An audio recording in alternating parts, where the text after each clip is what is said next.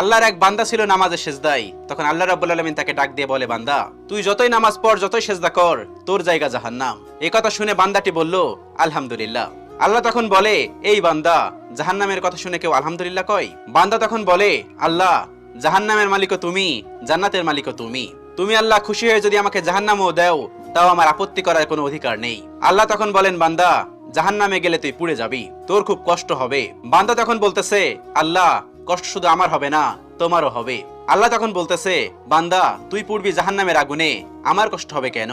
বান্দা তখন বলে, আল্লাহ, কোনো মায়ের কোল থেকে যদি কোনো বাচ্চা পানিতে পড়ে যায়, তাহলে কোনো মাই দূরে দাঁড়িয়ে থাকতে পারে না, দৌড়ে গিয়ে বাচ্চাকে কোলে নেয়। আমার বিশ্বাস ওই মায়ের চেয়ে কোটি কোটি গুণ দয়া তোমার বেশি। আমাকে জাহান্নাম দিলে তুমিও আল্লাহ শান্তি পাবে না।